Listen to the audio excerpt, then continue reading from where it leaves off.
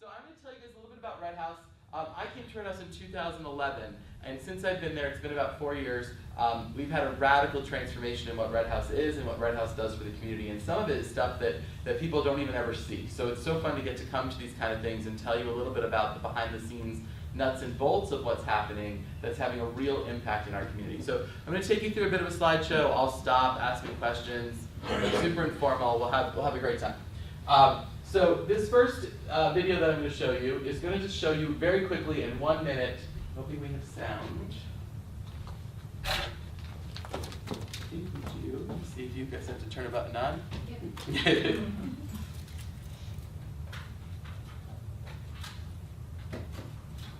Oh, that's okay. Usually my HDMI does it. Okay. I can also narrate the silent film for you. We're all familiar with sound. That was pretty good.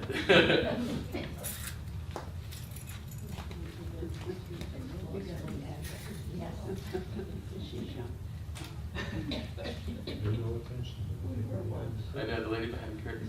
I feel so bad at making you run in circles.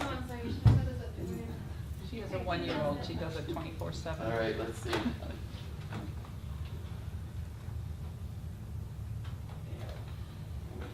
Step back into the video, we're going to give it a go.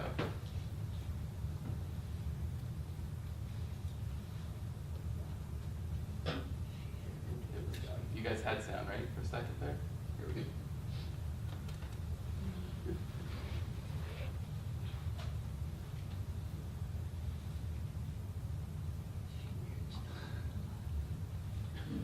Technical difficulties today.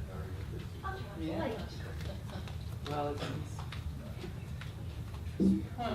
Here, I just heard something. I don't know, it usually just goes right into it. There it was, right? So the second I stopped. Keep your finger. That very beginning is very exciting.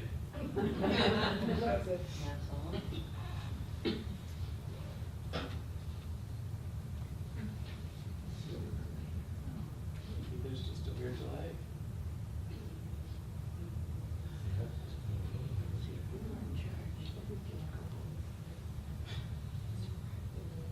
It would just work.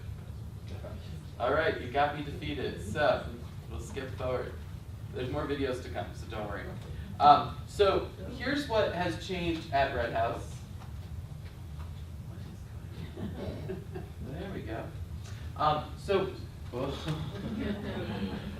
Okay, it's not the hydrocodone at this point, right? It's just some technological demon that's in my way.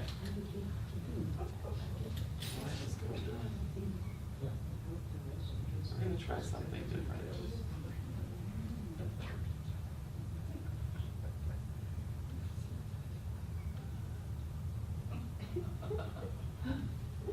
I will refuse to be defeated. The only good thing about this happening is that it proves that it can happen. It happens to me all the time. Happens to everybody. Really.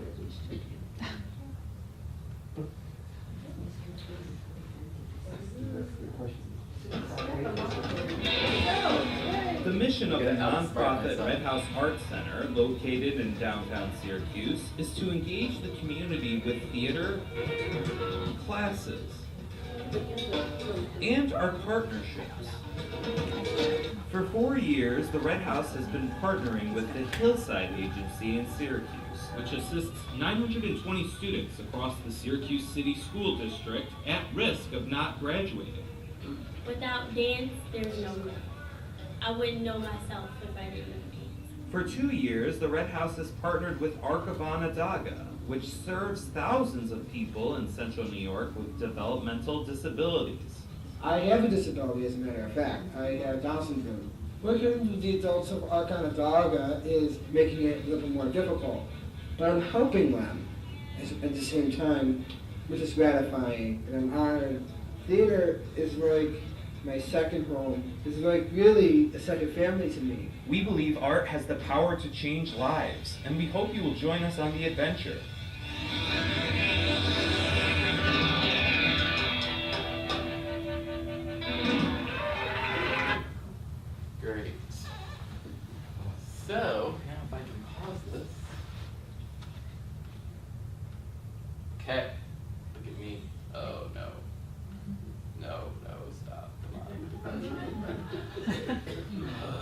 doing so well. Yeah, the problem is this is just a video that keeps going, but I'm gonna make it work. Great. So, basically, you guys are watching me be very intuitive here today, inventive.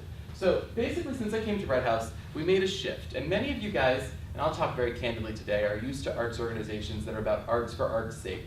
We do the best music, we do the best opera, we do the best theater. Well, Red House has a slightly different model and variation on what that is, which is we believe in doing great art, but we believe in doing great art that has a social purpose. So everything we do is about striving to build a bridge among professional, community, and educational components to strengthen our community. So just to give you some examples, some of the shows that we do, they'll all be in variation, but we'll have shows where we have 8 professional actors from New York and then 2 or 3 community actors. Or the show that's running right now, Syracuse the Musical, has 5 professional actors from around the country, about 20 high school and middle school students, and then 15 adults with disabilities all working together on stage. So what we look at is trying to find a way that we can use art as the catalyst or the tool to deliver social change and social progress.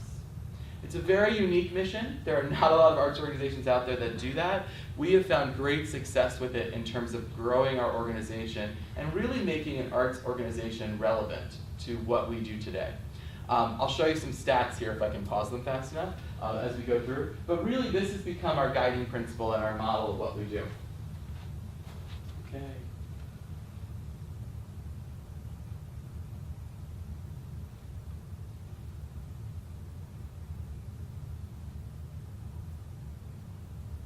Just gonna let this slide fill in so I can talk about it as I go. Cool. Ooh, go away.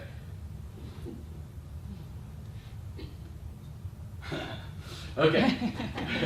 You're watching on your feet thinking it's like a dress rehearsal gone wrong.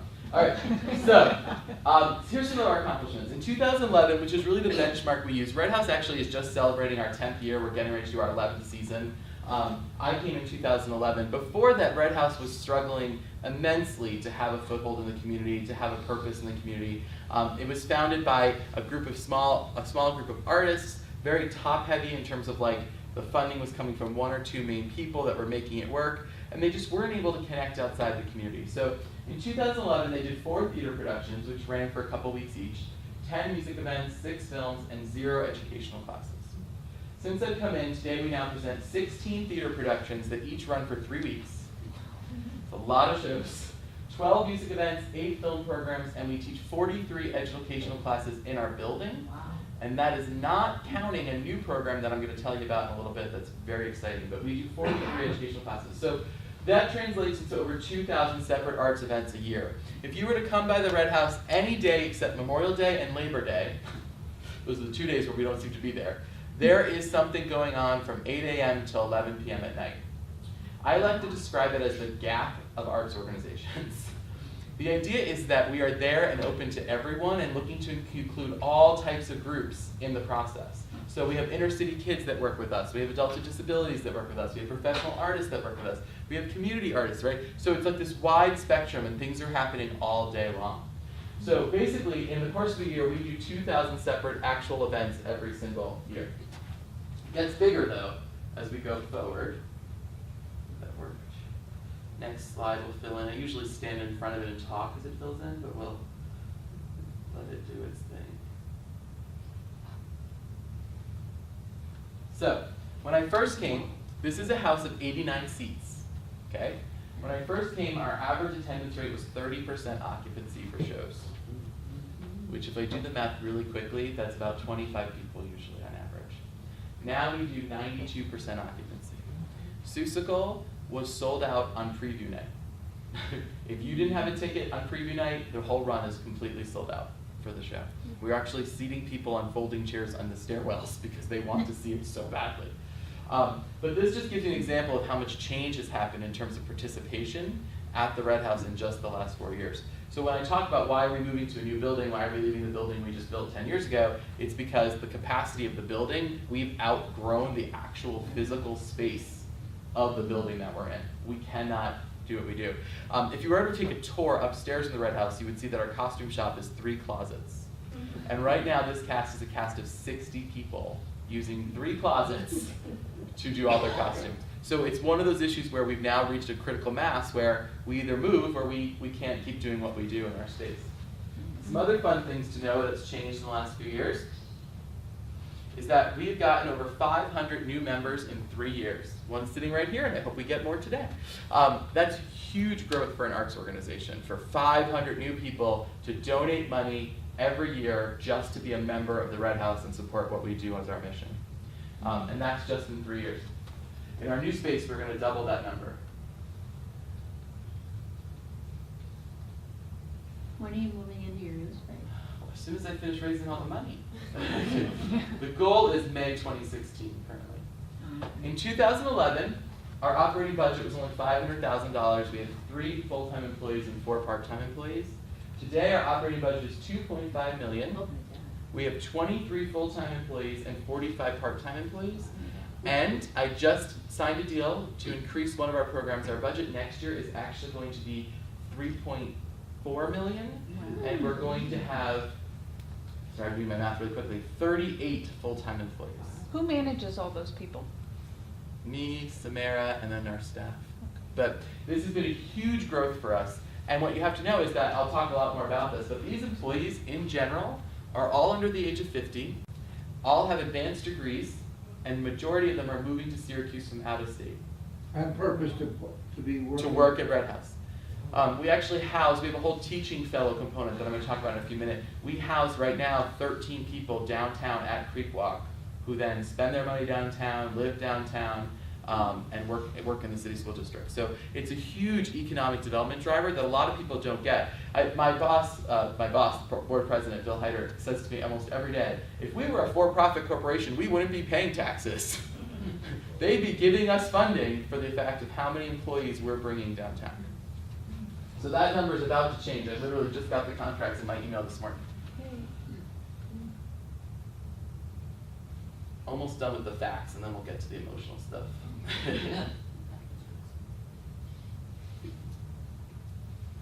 So one of the ways that we've done this is by genuinely being interested in the community. And I will tell you, because I speak very frankly, so many arts organizations like to say, oh yeah, we work in the community, and I think it's baloney. And I will tell you that the way Red House works is, in fact, if you were to ask me how many arts partners we have, I'll say it's not very many. It's actually really hard in Syracuse to partner along arts teams. It's very competitive, very strange. I'm not a big fan of the way it works. We're trying to change it. But we do partner with social services and educational organizations and have huge impact. These organizations do work that is behind the curtain, is what I like to say. They don't have public shows and performances for what they do, but by partnering with Red House, we create an opportunity for a place like Ark of Onondaga to have a sold-out show where 2,000 people come and see the kind of work that they are doing with adults with disabilities. Right there live for people to watch. We found it to be super successful. So some of our big ones that we partner with, Syracuse City School District, I'm going to do a whole separate section on that in a few minutes. Hillside Family Agencies, if you don't know Hillside, they're a group that helps inner city high school kids get through high school. So every year we do a show with them. We did The Color Purple last year. We did Music Man the year before. We did Hairspray the year before that. And we usually have about 15 to 20 inner city kids who are struggling to get through high school, who don't have good parent networks, and we pick them up from school and we drive them to rehearsal and they perform with professional actors and community artists, and they have this hugely successful event. This show always sells out completely, very quickly, and gain tons of self-esteem and time management. And then the best part is those kids don't go away. You know, we have a couple of them in Seussical that we pick up every day and bring. Some of them work for us part-time. We're really dedicated to the idea of having them find a home where they can excel and grow. Same with our folks from ARC. We do one big show with them every year, but we do workshops and they do volunteer hours at Red House all year long. So it's not just like this one thing, it's about inclusiveness all year round, spread out. How do you involve yourself with tomorrow's program? With who's programming? Tomorrow's program. Tomorrow's. I mean, what do you know you're going to have to be busy in September. What do you start to look for in May to do in September Yeah. and in October? I mean, what's the criteria? How do for I do that? Yes. Yeah, so basically in January of this year, I planned through May of next year. So January that just passed, I planned the entire calendar through May of next year. May 2016 is planned. And in doing that planning, I identify which shows are going to be with which different partners, which new partners we want to reach out to and connect it with and get them included in what we do. What demographic of audience are we not getting in the building? How do we do something to appeal to them? And this is all in my planning process through the month of January and February. Then we announce the season in March. We do auditions. We saw over 3,000 actors for our season next year, 2,000 in New York and almost 1,000 locally. And then we do the casting process, which is what I'm in the middle of doing right now, which is casting all the roles. But our casting process is very different than any other organization. It's almost like we're running a university for Syracuse, for the community of Syracuse. Does that make sense? So I look at everyone who auditions, and my goal is to make sure 80% of those local people are in shows at Red House during the course of the coming year, because it's about inclusiveness. It's about learning, it's about education, it's about improving ourselves as we go through the process. So we don't just take the best 20 and put them in everything. What we try to do is say, you've auditioned, let me find a place that's going to fit for you in our season. We have a main stage season of 8 shows, we have a summer season of 3 shows, and we have a lab, which is an educational component, of 5 shows.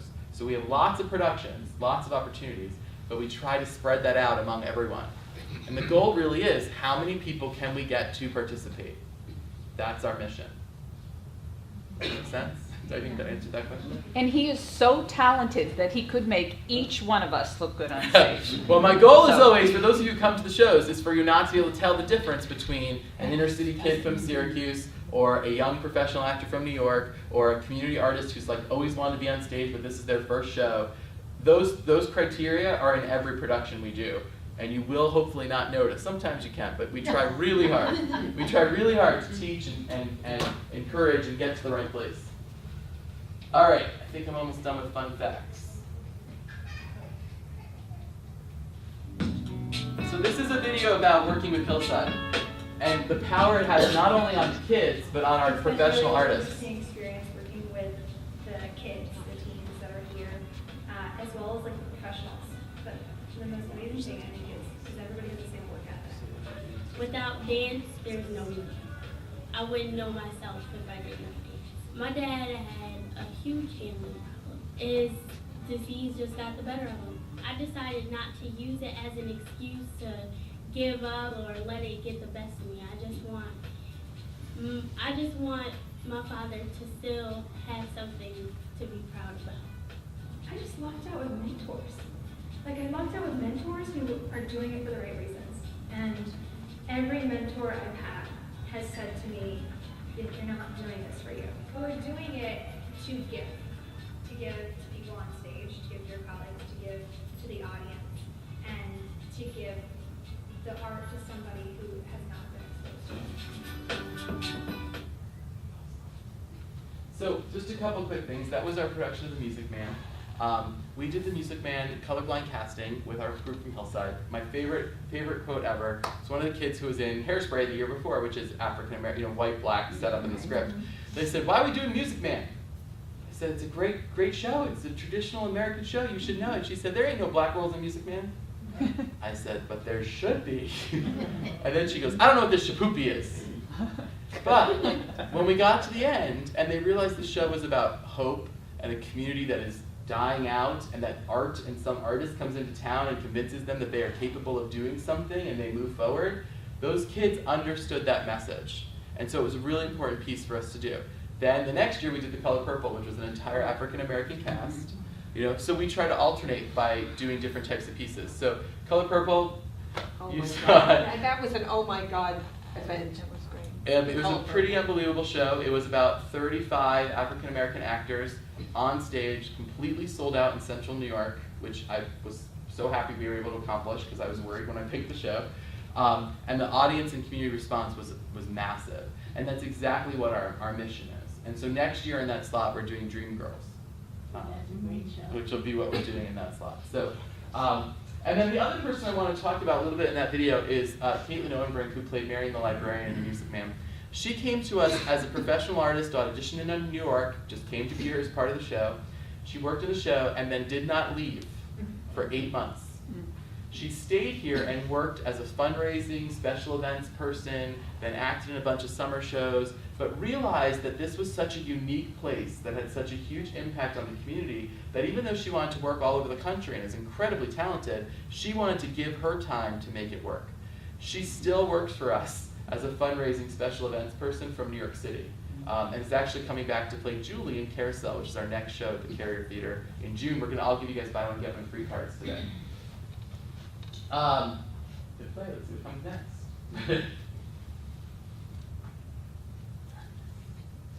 Okay. So, here, just let it fill the screen and I'll talk. So here is our newest program that we just launched last year. It is actually a massive, massive program.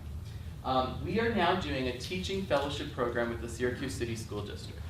So many of you probably have heard that the Syracuse City School District is in trouble. A bunch of their schools are in the bottom 5% of the country. And I will tell you that that sounds like a statistic, but then when you go into some of these schools, you will see exactly what that statistic means. And we have kids in 4th grade who can't read that we teach right now. But what the superintendent did that I thought was really, really exciting is that they used to have these after-school programs that were funded, and like they would make noodle necklaces or do things that I consider to be sort of arts and crafts stuff. And what the superintendent did is she came to me and she said, I want to take all of my after-school money and put it during the school day, because we're being asked to extend the school day till 4 o'clock, but our teachers can't teach more classes and we don't know what to do. So what we want to do is bring in nonprofits as our enrichment partners and have them teach during the day. So what we did at Red House is we actually developed our own curriculum that uses arts to teach English, math, science, and social studies. We teach every kid in those schools every day for 50 minutes. So our teachers currently see 1,600 kids a day, which is kind of crazy to think about, 1,600 kids a day. So let me give you some examples. Well, what does that mean? So we did a costume unit back in October, and we did it timed with Halloween because most of the kids in our program can't afford costumes. So we wanted to have them make costumes as part of their project so they could wear them for Halloween. So it wasn't just make a costume. It was, if you were in 4th grade, they studied states of matter, solid, liquid, and gas. What are those things? And then they designed superhero costumes to be one of those states of matter and use it as a superpower. 3rd grade studied the rainforest as an ecosystem, and then they designed costumes for the plants, animals, and creatures that exist within that ecosystem so that they could act out the ecosystem on stage.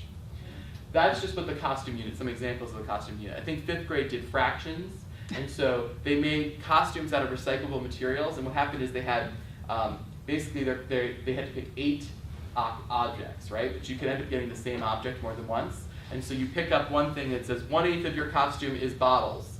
1/8 of your costume is straws. Uh-oh, another 1/8 is bottles. And so they had to do the math and figure out what the proportions were of the different materials they were allowed to use in their costumes. This is not being done anywhere in the country in this way, which is art as a delivery method for core subject matter. It's very, very exciting. Our dance unit, for example, the 5th grade did the food chain. They studied the food chain, and then they made an African dance that exhibited the properties of a food chain. The 6th grade studied the water cycle, and the same did. They choreographed their own dance that was the water cycle. So it's a pretty cool program. We now teach in Porter, Seymour, and Bellevue elementary schools. We teach pre-K through 6th grade every single day, which is 1,600 kids. We've hired 12 teaching fellows from around the country. They have master's degrees, MFA degrees, bachelor degrees. They all vary in different things. They move here for the year. We house them at Creek Walk downtown, and they go into these schools and they teach all day just like regular teachers. And then those fellows who also want to be artists get to be in our shows, get to work backstage. If Red House stopped, I would cry. Listen to me. No, thank you. It's all right. The cool part, we'll let you watch this video in a second, but the really exciting part is that the City School District came to us in April and said, you guys are our premier program doing this, you are the best at this, will you take on 2 more schools next year? So we're actually going to have 5 schools next year. We're going to see 2,200 kids a day, which is 10% of the City School District. You're going to go there, they're going to come to you. We go to their schools. We teach in their schools all day. Who funds that part of The your program? Yeah. Yeah, the governor has these extended learning time grants because the school days had to be extended. And so we're funded through the extended learning time grants and through the school board. They make up the difference in what it is. Just for that, just for those programs. Just for the city school program. But just so you know, that's about $2.4 million budget. the city school piece. What other two schools are you going to? We're going to Van Dyne and we're going to Dr. King. Oh, okay. Yeah. So there's other nonprofits working in other schools. They are staying in the same schools. We just picked up 2 more this year. So it's pretty exciting for us because it shows that the program we developed very quickly. Just to give you a sense of the story, we were told yes in June and had to have teachers in the building in August last year. So now we have a little more time to keep making it better. But it's been very exciting for us. And this will just give you a little glimpse of kind of what we're doing with the kids. And feel empty. Red House is the best thing that's happened to the school. I love Red House. It's really fun and creative, and we got to make t-shirts and all that stuff, and we're learning hip-hop right now, and it's really fun. In ways, Red House sort of helped me bring out creativity that I never even knew I had inside of us. Like, this was the first time I ever wrote a poem on a piece of paper. I named it Our Poem. This is ours. Grasp it. Use it as your weapon. Words can be the sharpest weapon on the heart. We wrote this. These are our words on a piece of paper. Your words through me. We have a piece of each other inside. Our words, our thoughts. We stand as one, like a line. We are all inspiration. We all own this. Thinking as one, acting as one. We are the people of the world, living in unity and peace, a joyful community, filling in gaps left by hatred and anger. We can live as one unit. Our poem.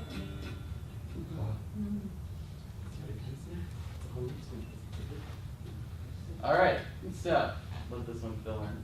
While this fills in, I'll talk a little bit. So I think you can see that that's a really unique program. Of course, for Red House, it offers a huge amount of sustainability that we weren't even counting on when we started working on our new space, because all of a sudden I've been able to underwrite a ton of staff, and we have all these new resources at our disposal. However, it has added to the problem. We now have, I am actually in what used to be a studio apartment with 4 other people as my office, because we have got so many staff, we cannot fit everybody in our building. So we're expanding so fast, so exponentially, that we're running into major space problems. So here's our issue right now, is that we're suffering from success. So growth, our current facility is too small to meet both the infrastructure needs and audience demand for our shows. I could run Seussical for another 12 performances and sell them out at this point, which I can't do because we don't have enough space to do that in. Income diversification is another major thing we're working on. So if you just look at Red House, aside from the SCSD program, our annual budget is about $1.3 million. And that's to do our education classes that we do at Red House, to do our productions that we do at Red House. It's about $1.3 million. Of that $1.3 million, we can only earn about $250,000 on ticket sales because we only have 85 seats. So even though in the new theater, but Red House itself currently only has 85 seats.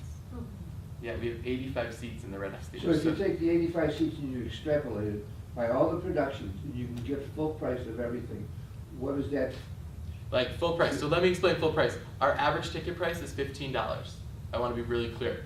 Most people pay $15 to come to shows because we want it to be accessible to everybody. So if you do that, the most we can make is about $400,000. Bring in. Bring in. But that's not with expenses, right? So with only 85 seats, even though we're selling out every show basically, we're not earning enough earned income to support staff. So one of the big things we're looking at is we need more seats. Well, the way our building is designed, Fayette Street's right through the wall, so there's no way I'm getting new seats added to where I am currently. So we need to be able to diversify income. Another piece of this is our education classes that we offer, our camp program. So in the summer, we offer 9 camps at Red House in about 4 rooms. So you can imagine how it's structured. Those camps are currently at 100% capacity. We had 70 kids last year do rock camp in one summer. So we can do more if we have more space, but we can't do more in the space that we're currently in. With the new space, what are you going to get? I'll tell you when I get there. Don't jump ahead. Okay. Spoilers! I got to set up the need, right? I'm happy. So one of the goals with the new space is going to be able to diversify income even further. And then finally, the Allen family has been incredibly generous. They're the ones who founded Red House. They got us started. In fact, over the course of 10 years, they'll have given almost $10 million to the community to make this place happen. They've given a final large gift to help us sustain in the new space until we become completely sustainable, and I'm going to show you that whole model. So we have this opportunity right now where we have a large gift to get us to operate, as we build the space, and now we just have to raise the capital money to build out our actual space. So, where are we going? City Center. It's called City Center for a couple of reasons, and I'll explain why. But what happened essentially is that I got really tired of begging people for money. One of the, some people probably have done this in here. I've always said you don't know stress until you're responsible for payroll, right? Meeting payroll every week. So my stress level has gone up the roof because my payroll is now over $20,000 a week, right? So I'm like, gotta have cash, gotta make it work. And so I don't want Red House to be functioning like that when I'm gone. I would like it to not function like that when I'm a little older, so I have less stress. So what I did is I worked with Bill Heider, who's our board president, and then Bob Doucette and Rich DeVito, who run Paramount Realty. I don't know if you know them, but they are the ones who basically started the Armory Square renovation. They renovated the Days building. They've been incredibly successful downtown. We picked the most successful developer to partner with. And essentially what happened is they have these breakfasts that I don't get invited to, but the old crowd goes, the old men's club gets together and they have breakfast. And Bob Doucette was at that breakfast, and Bill Heider was at that breakfast. And Bill Heider said to Bob, hey, we're looking for a space downtown. We don't want to leave downtown. We just need a bigger performance space. And Bob was like, have I got the plan for you? Because I need you. So Bob and Rich have been working on developing the Sibley's building for about 6 years. And they've been struggling to figure out what to do with one of the major pieces of the building. So I'm going to kind of do some architecture for you right now with my hands. We'll see if it makes sense. So here's the landmark, right? Here is Cafe Kubal on Salina Street. Here's the Most over here. And right in the middle, this abandoned block that nobody wants to walk down, is the Sibley's building. The Sibley's building is actually two parts. There's the department store part, which is on sort of Jefferson Street here. And then there's the parking garage piece, which is sort of at the end that butts up against the post office there on Salina Street. Does that make sense to you? I'll have some images in a minute. So what they've been struggling with is that the first floor of the parking garage is just a giant warehouse with 20-foot ceilings. No windows, 20-foot ceilings, cinder block. What are you going to put in there? What's going to work? They toyed with the idea of like putting in a big, huge movie theater. That didn't end up working out. And then they came to me and I said, I want that space. I don't want the good space that you can sell to tons of people, but I need big, dark rooms with cinder block floors that I can use to build scenery in, that I can make costume shops, all these great things. So essentially what's going to happen is, the half of the Sibley building that was the department store, that kind of borders against the landmark, we're carving a giant U-shaped open courtyard out of it.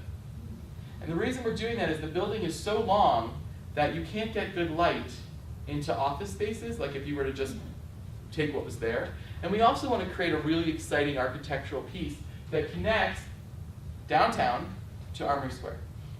So now, that one block that's sort of empty and nobody wants to walk down it, that's how I feel when I walk there, is going to have this really exciting open courtyard. There's actually a performance space here at the back. The Red House is at the very back of this courtyard. All of this is going to become retail spaces, and then we have 3 floors of office space. Right now we have 2 major people fighting over that office space. So when I can announce that office space, it'll be a big push forward for us in the building to move forward. On top of the building, there's going to be some residential spaces. We're going to get our actor housing built up there, and then we're talking about doing garden and condo apartments as a second phase of the project, because the building can actually support another story. So that's what's happening there. The other exciting part for downtown and for us, for anyone who comes to Red House now, parking. 800 spot parking garage. Members will get a discount. But what's nice about that is they'll get a discount all the time. Oh. So if you wanted to park downtown at 2 o'clock in the afternoon to go do something, your membership will get you a discount there for parking. But it's 800 parking spots that are going to come online for downtown because of this project. The parking garage, so the problem is right now we're looking at the Jefferson side. So the parking garage is literally right behind what we're looking at. So the red house is the first floor of the parking garage, right through these windows, and then above us and below us is the parking garage. And you enter off of Clinton Street, I believe, the parking garage. And then the most exciting piece for me is that these developers that I worked with, usually they're like, we got to get Macy's or Target or Whole Foods.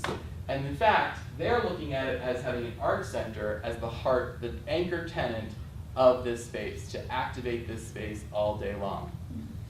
So rare. Usually you go to a developer and you're like, I hear you're doing a building. Can we have a theater in the basement? We won't be in your way. Instead, the art center is the focus of this building. The entire courtyard is being wired for sounds. We can do outdoor concerts in the summer. We can do our Shakespeare outside in the courtyard. And the Red House is really the focus of the space. So, what's going? Yeah. Is the Red House actually going to own it? Yeah, I'm about to explain that part. Okay. This was my capitalist move that I Okay. did. So before I get to that, let's talk like nice big words. So creative placemaking is a huge term that everybody uses in urban redevelopment, and this is a crucial part of what we're doing. That corner was what they used to call the $100 corner, the Main Street corner. It used to be what drove downtown traffic to make money. So it's very exciting that we're going to take a city center at the heart of Old Main Street, right? We're going to convert this to abandoned part and make it active again. We're actually going to end up creating a cultural district because, I don't know how many of you know that the library is moving down to the first floor of the Days, like the next to the Days building, which means they're right across the street from us. The Landmark is right across the street here. The Most is right here. And all of a sudden, within a city block, you've got 4 cultural arts institutions. It becomes someplace to go down on Saturday and feel like you're in, Union Square. Yeah. Right? Like it's a cultural space. The other great thing is that we're going to be able to elevate the artistic quality of Red House because we're going to have state-of-the-art technical skills. We're no longer going to have to fit 60 people on a 20-foot stage. Design, sound, lights, and costumes. And we're going to multiply the availability of theater, rehearsal, and technical spaces by 3 times its current capacity downtown in the new space. The other cool part is that we're going to be able to bring in nationally recognized artists and performers, and then we're going to be able to provide rehearsal and back-end support spaces for other nonprofits.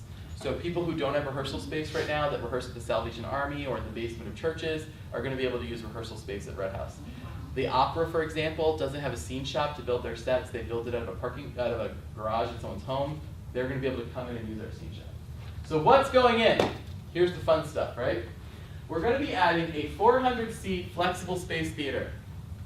It is a giant black box that can be used in different configurations. So you can see a traditional show like in a proscenium like you're used to. You can sit it in the round, which we call arena, or you can see it in thrust, where we kind of built thrust when we did Metamorphosis. For those of you who saw it, we were kind of 3/4 around the stage. We're going to have a 100-seat theater that is very much like our Red House space now, except does not have poles in the middle of it that I have to block around all the time. That space will also, although it says proscenium here, we just finished meeting with our consultants, will also be able to do round, thrust, and proscenium. We're going to have a 60-seat flexible lab theater space for educational groups and other arts groups. For example, Paul Robeson Company, which doesn't have a home. We're trying to get them to use that as their home. Some of the other theater companies in town that are working in spaces that don't really work for them, we're inviting them to use it as their home. Very exciting for a lot of people is we're putting in 2 independent/foreign film movie theaters. There'll be these numbers just changed slightly. There'll be a 99-seat and a 49-seat movie theater that are built into our plan. We're putting in 5 mixed-use rehearsal rooms and classrooms, all right along Salina Street, so that when you walk down Salina Street, you see activity and life and kids playing musical instruments and dance. And right now, you see none of that when you walk down Salina Street. A common space, gallery meeting, lobby and box office, and then actually access to the parking garage. The most exciting thing for those of you who like about parking is that the elevator from the parking garage lets you off at our box office. It's good, right? Yeah. And then we also are putting in a ton of support spaces because we don't have what we need at Red House currently. We're putting in dressing rooms, large scene shop for multiple projects, a full costume shop with laundry. Right now, just so you know, we do laundry at my house for 60 people. Office space and community conference room, props and set storage. We're going to have housing for up to 18 artists on the roof. And then accessibility for ARC is like our primary concern. Like, how do we make sure that this new space that we're building is totally handicap accessible in all the different ways we use it? It's one of the things that we're working on. Right now, like, our changes in the elevator, because that's all we've got. All right, let's move forward. I'm hoping you'll see a cool plan. Oh, operating plan. So before I move into that stuff, what questions do you guys have about how the space is going to function for us? Yeah? Is the parking lot going to be on the southern end of this? So I'm not good at north-south, but essentially, here's Syracuse confuses me because it feels like it's actually on an angle. So here's Jefferson, right? Here's Salina Street, and the parking lot is on this part. So the Sibley's is here, and then the parking lot. Heading towards Hotel Syracuse and the post office. The parking garage, it's actually a garage, it's already there. It's yeah, it's already there. It's if you look at the Sibley's building, it's like currently it's like pink, and then it switches to like this cement structure. That cement structure is the actual parking garage. So the hope is that the first 400 spots are going to come online by summer. We were supposed to close on the parking garage about a month ago, and you may have heard about the St. Patrick's Day flood. Did you hear about the flood in the parking garage? So the bottom of the parking garage was 18 feet underwater. Now, this is what we call Irish luck, right? Because we were supposed to close like the next Monday or whatever. But the city had forgotten to turn off the water main going into the building. We turned off the water main going into the Sibley's building because we already own that portion, but we were supposed to close on the garage. So it was the city's fault, 18 feet underwater. All of the electric was underwater. And we were supposed to, we were going to replace all the electric anyway. But now all the electric has to be replaced By them. by the city as part of our closing. So we're a little delayed in our construction plan because that has taken a month of negotiating and back and forth. But I think from what we understand, within the next week or so, that'll get solved, and then construction on the garage will start to get the 400 spots up and running right away. Stephen, what architect are you using? We're using Schlosser, James Schlosser, and Navros Dabu, who's been in a lot of shows at Red House, and his wife Benifer is a local actress. Navros actually has donated all of his time to design all of the Red House stuff for us. He's been working on this project for 2 years. He works first. Yeah, he works for Schlosser, but he's been doing the Red House side, and then Dave and his team are doing the big part. So, Does a proscenium type theater mean that the stage is not raised? It's going to be just like it is? no, so It's just for Red House, for the new space, what we're going to be able to do is build different decks, is what we call them, different stages. So we might do a rake stage, we might do a stage with an orchestra in it, and that way Red House can be recreating every time. What it basically means is that there's no permanent, no like school auditorium permanent stage that's there, because what we, if you come to Red House, I use it differently every time. So we don't want to be locked into one thing. So what this will allow us to do, actually part of our capital plan, is over the course of the first 2 years to build 6 different decks that we store and pull out and make different stages, so it can be different every year. But I like looking down rather than looking yeah, it won't be up. It's only 3 feet, the decks that we're building. So, and the seating goes all the way up 20 feet. So. But there's going to be decks for the seats as well, like risers. Yeah, the seats are on risers. Yeah. But what's also cool about that is I can clear the whole room, and I can have a banquet room for 600 people as a fundraiser if I wanted to, in that space. That's what's really nice. So how are we going to do this? Right now, we operate about 2.5 million, right? We want to get, this number is actually all wrong because I just did a $1.5 million thing today. But without that, we operate at 2.5. Our goal is to get to 3. These numbers will switch to like 3.5 and 4 when I fix the slide tomorrow. But what we want to do is decrease our dependency on contributed income from the Allen Family Foundation. We want to get to a place where we're making more earned income so that we're not requiring a large donation to operate every year. So ticket sales is a big piece. So this is back to what Lewis was asking me about ticket sales. Right now, an average production at Red House costs about $45,000. That's what one show costs to produce. We can only make $16,000 with 85 seats. Right? So we're underwriting our shows through our donation, which happens in all theater programs, right? We're not a for-profit, so we're not trying to make money. However, what would be really nice is to lower that gap. In the new space, the production cost does not go up that much, right? Still the same number of costumes, same number of royalties. It goes up a little bit, but fractionally. Let's say it goes up by $5,000.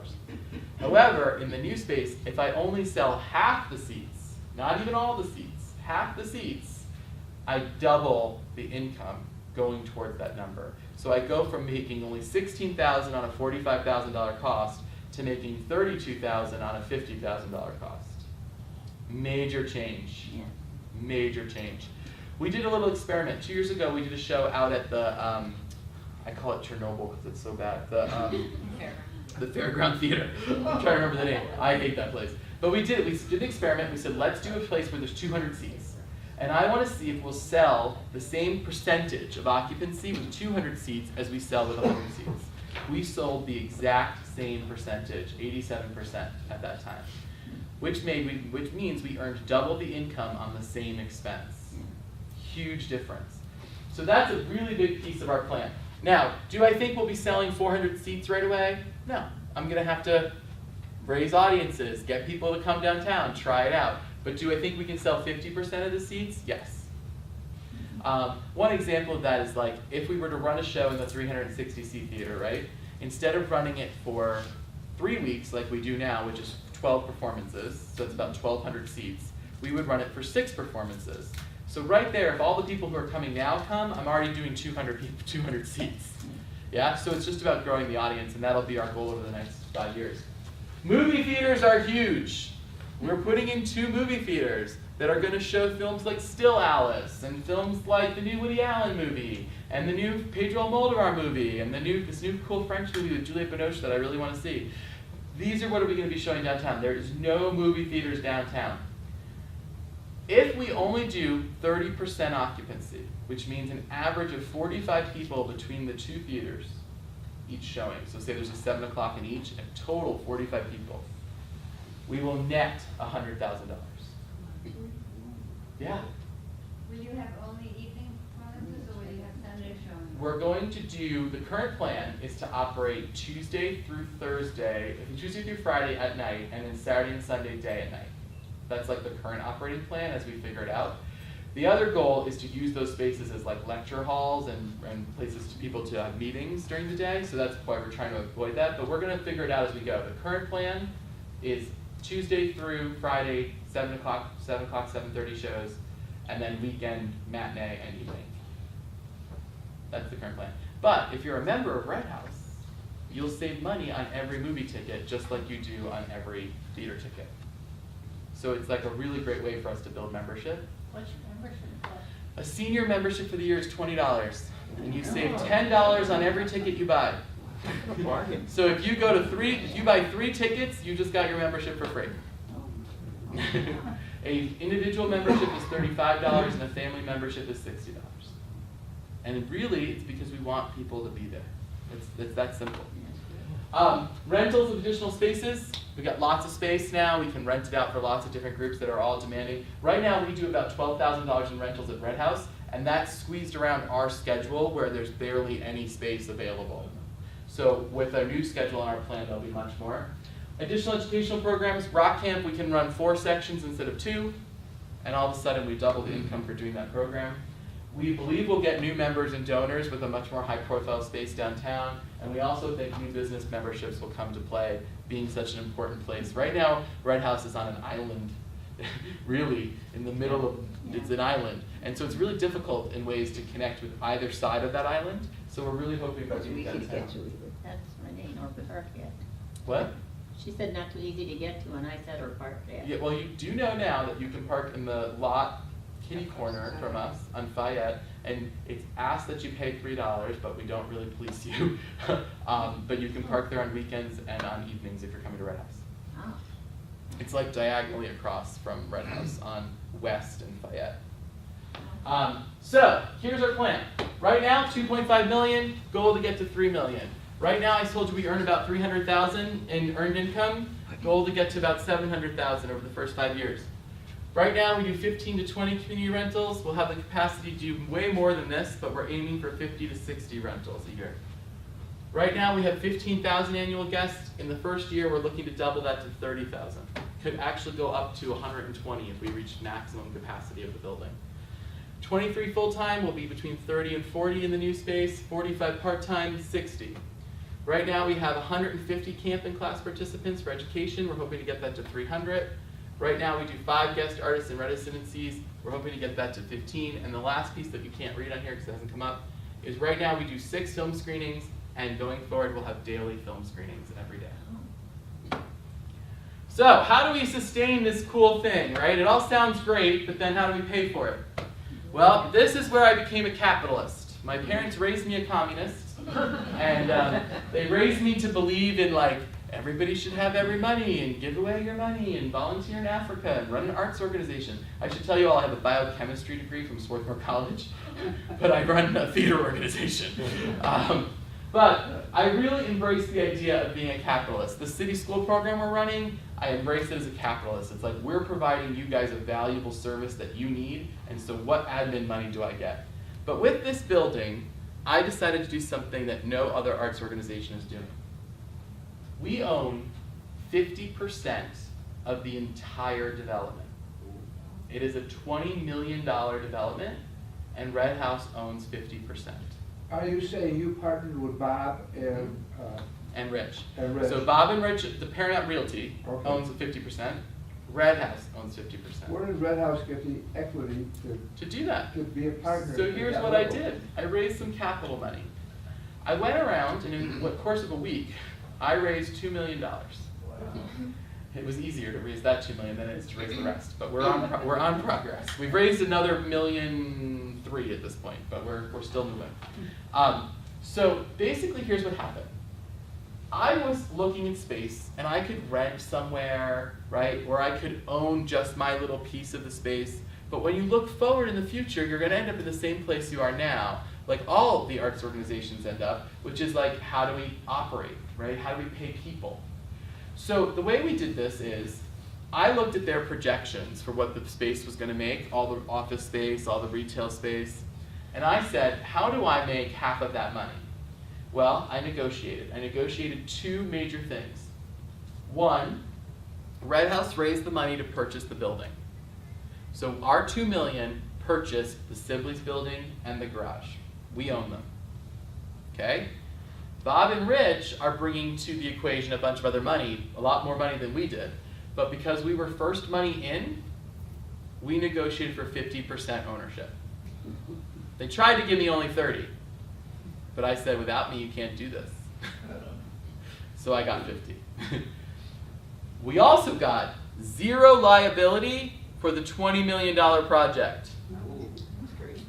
We are only responsible for building out our space. And then I negotiated my own rent. So I'm sort of my own landlord, but I'm only half my own landlord. So what I did is I said, operating is the hardest thing for arts organizations. And do you know why? It's because nobody wants to give money for people in the arts. You know, they want to give money for projects, or they want to give money for equipment. But unlike social services where they're like, we need nurses, or we need people, aides, nobody wants to pay for staff in the arts. It's my big pet peeve. But you're going to see that I've come up with a solution for that as well. So, what I did is I said my current facility cost at Red House now is $120,000 a year between insurance, rent, you know, we rent spaces, lots of stuff. That's all I can pay in rent for my new space. It works out to the fact that I'm paying $3 a square foot for life, and I get 50% of it back, because I'm an owner. So in essence, I'm paying only $50,000 a year in space cost for a much larger space.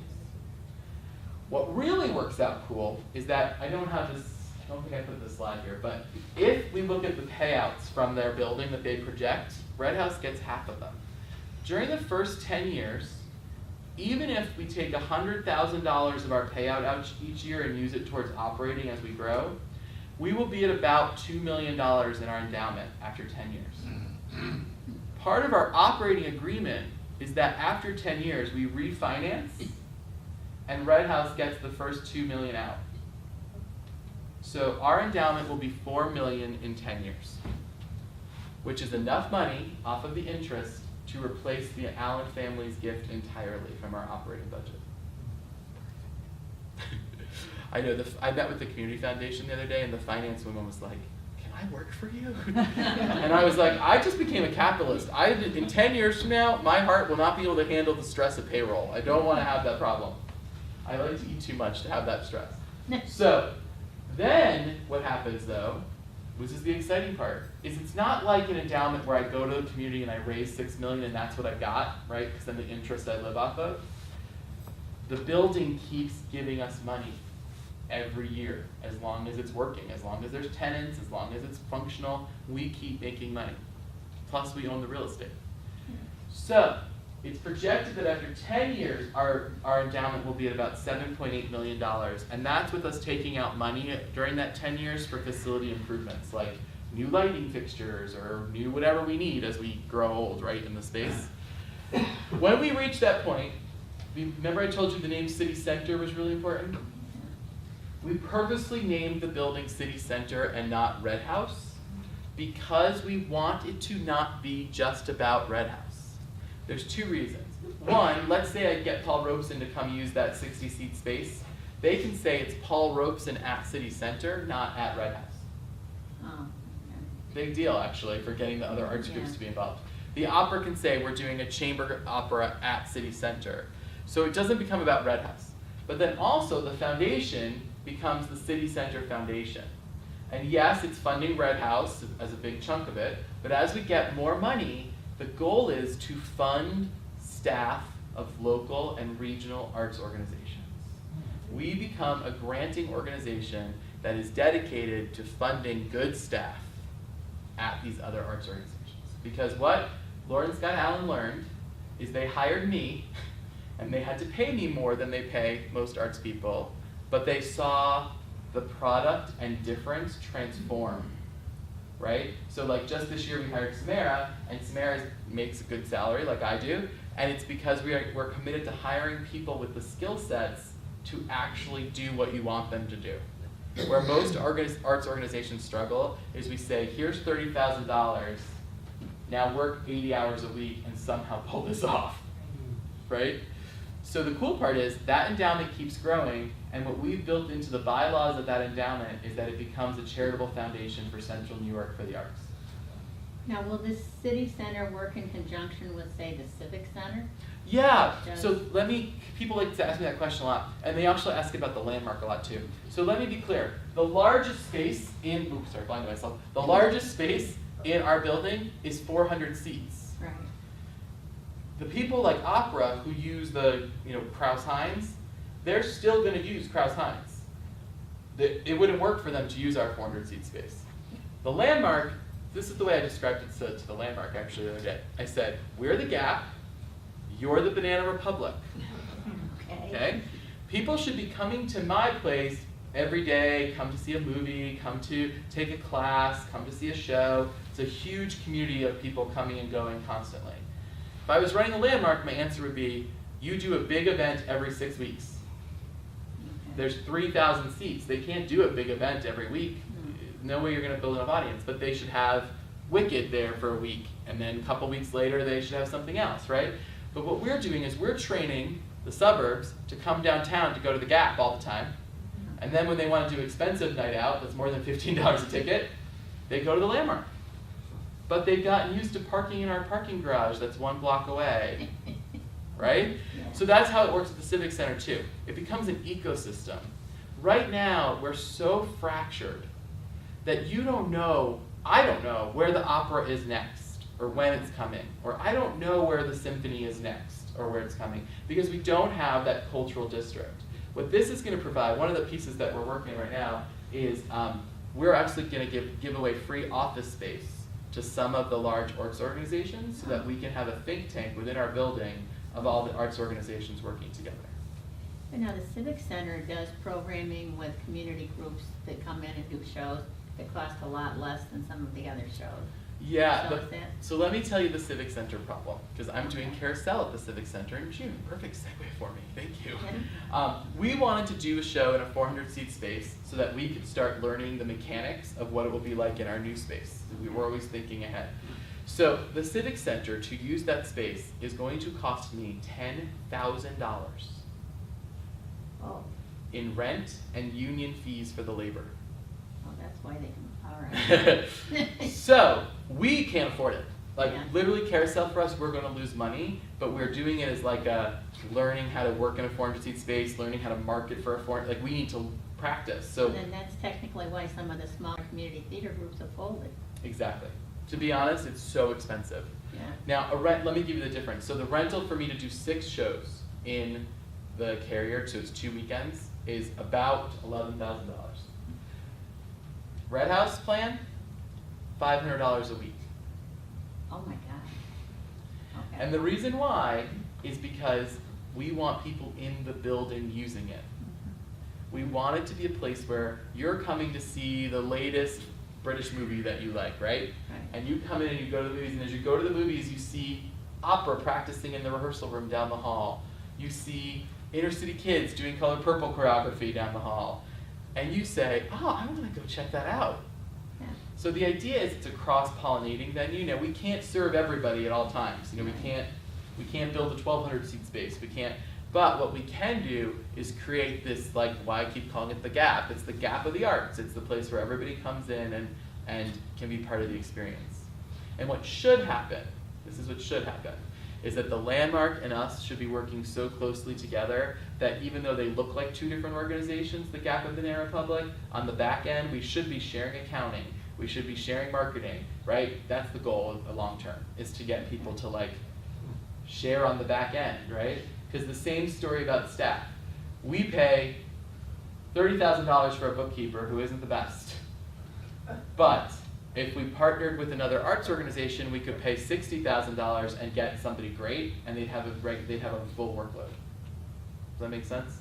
So I'm trying to get people to think that way as well, is how can we, on the stuff that nobody sees, share resources? So you would have a central booking operation. Exactly. Yeah, an essential marketing operation, like $100,000 a year marketer who's great, who's going to market arts, you know, instead of $30,000 marketing people who don't really know what they're doing, but that's all we can afford to pay. Does that make sense? Mhm. Yeah.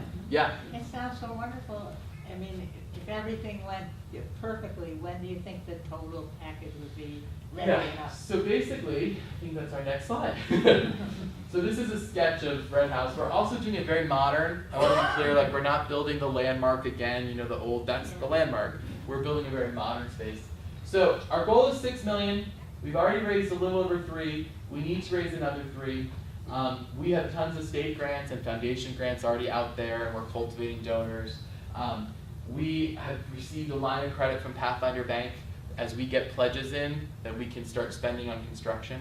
So as soon as the garage closes, we'll be starting on the garage for the other parking spots. We're tying in our HVAC and electric and all that stuff with the bigger building, so we save money, which is one of my other little plots. It's like, so we did this cool thing, which is we sent out the $20 million building to bid, right? And then when they all came back, we sent them an email saying, and how much are you going to donate to Red House now if you do this? If we give you the $20 million project, what will you donate to the Red House package? Like, want to name a room for $100,000 and contribute HVAC, or, you know, so we're kind of working all those angles. The hope is it will come on in phases, but that our goal for next year, if we can pull it off, is to have Ragtime, which is our May show, be the first show in the big space. But we are looking at it in terms of phases, the big space coming online first, then the 100-seat space, then the movie theaters, over the next year and a half until we're fully up and running. We'd love to have it all open at once, but it's just not feasible for us. And the truth is, the longer we stay in our current building, the more money I spend on operating that I could be spending on the building. Are you selling the current building then? Great question. So we have 3 different options. Obviously, the easiest option for us is to sell, because we can then use that money towards the new building. So we are entertaining some selling, although Scott and Laura Allen and I and Bill, we've all made it clear that we want to make sure we're selling to something that keeps that building active and alive for downtown. We don't want to leave one place to fall apart and move it to fix another one. The other option is we are entertaining some rental options of the space. It's really important to know that in our current space, which is 2 buildings as well, Red House only owns the Red House part of the building, and then the other part of the building is owned privately and we pay rent. So like the cafe portion, we pay rent for. The rehearsal space, we pay rent for. Office space, we pay rent for. Housing, we pay rent for, which is why moving ends up equaling the same amount of rent by the time I'm done. So They're two separate parcels. So the other option we have, option 3, is that I did some budgeting, and Red House, before I came, was really functioning as like a music venue for local musicians. Now that wasn't making enough money to pay staff, like it just couldn't generate enough money. But the building itself, the Red House part of the building, is about $30,000 a year to operate, between insurance, utilities. And so what we've been looking at is the possibility of running it as Red House West and making it a local music venue. And then our box office staff just comes over the night there's a music concert and runs the music concert. So that's our third plan. It's my least favorite because it's more work for me. Right. I'd rather somebody else buys it and runs it as a music venue. But it is our option. We don't want the space to go away. Right. We own it, so we'll make sure something happens. You mentioned that you were making the facility accessible. Are you also putting in listening devices for the hearing impaired? We are. Yeah. Everything is going to be made incredibly accessible. What we struggle with now at Red House is the limitations of our space for many reasons, just because of how much we do in it now. So all of that is part of the plan. I think there might be one more slide. I'm not positive. Yeah. So basically, to get back to what I said at the very beginning, which is we all believe that art has the power and responsibility to build community. That if we're just doing art for art's sake, that's great, but it can be so much more. And so just like in the city schools, where we are using art to deliver core subjects, we believe art is the catalyst for community transformation. So that's kind of what our mission has been and why we're doing what we do. I'm going to turn the lights on and people can ask questions if they want. I don't know how I did on time. You did good. Good.